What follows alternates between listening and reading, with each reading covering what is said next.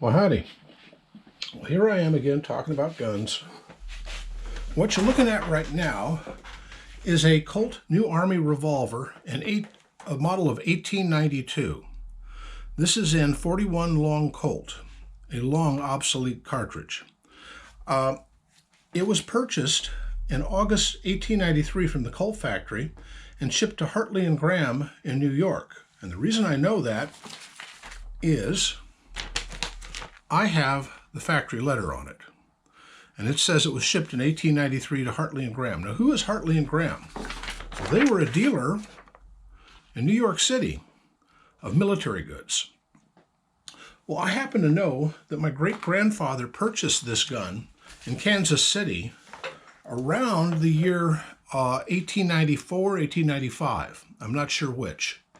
But he was passing through Kansas City. He was from Missouri. He worked there as a lead miner.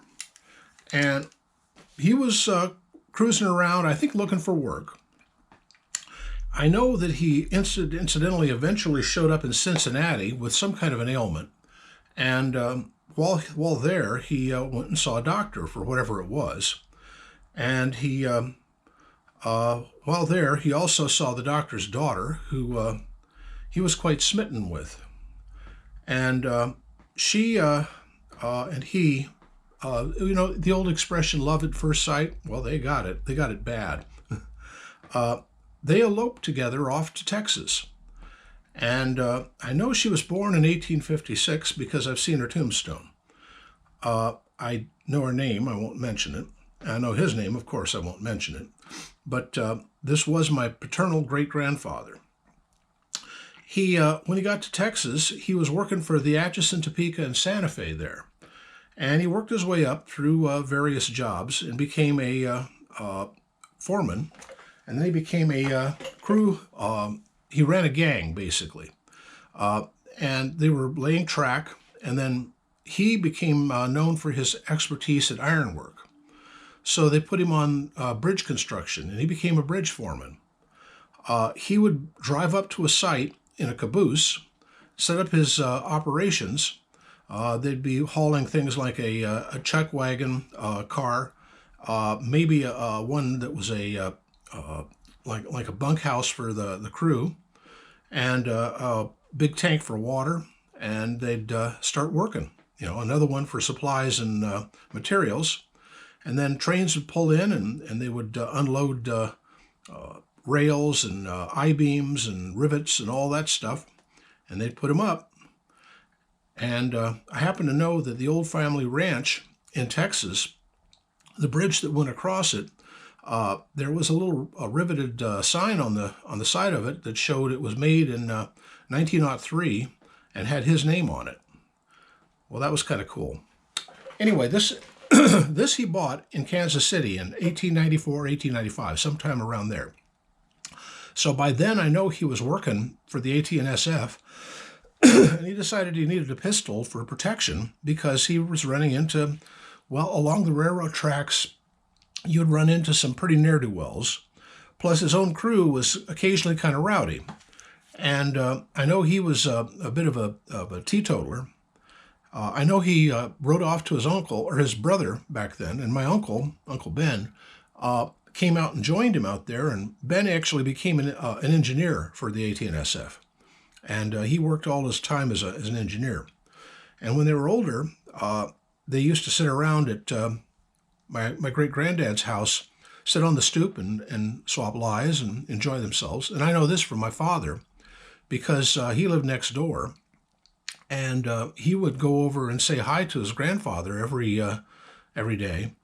And he had just gone off to first grade and had done very well on a test in first grade and was proud of it and came home to tell Granddad about it. Well, that day Granddad died when Dad was 6. That was in the 1920s. So this is a while back. He was in the Spanish-American War. That Craig Jorgensen is his. Anyway, as I said, this was a Colt New Army 1892 model in 41 long Colt. Let me show you it's been a while since I've opened it. But it does open. It does function. It's a fully functional pistol or a revolver. The problem with this, well, other than the fact that the New Army was not a very good design, in my opinion, is this was nickel-plated, and he wore it in a... Oh, do I have that holster? I don't have that holster out. The holster is a bit of a relic. It's an old thing, and it's, from what I've heard from other people, it's actually worth more than this pistol. But he wore it in a chest rig for many, many years. And that's the result of sweat over that time. This was nickel-plated. The nickel has been worn off, and the steel underneath has been eroded and rusted away. I do have one box of 41 long Colt, and yes, I have shot this once only, just to function test it. I did not wish to continue the thing because I don't want to break this. This is a family heirloom.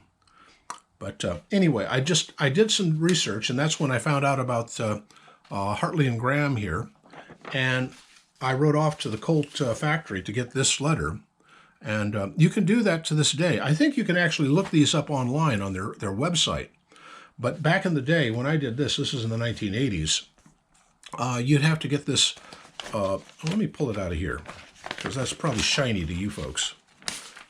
You get it on this fancy-looking paper, and it's got a watermark on it. And the gal who signed this, she was their historian for many, many years, passed away some years back. But, Colt, of course, has gone through many, many iterations. I don't even know if it's really in business anymore, actually, as Colt. But at the time, I don't even remember what they were called.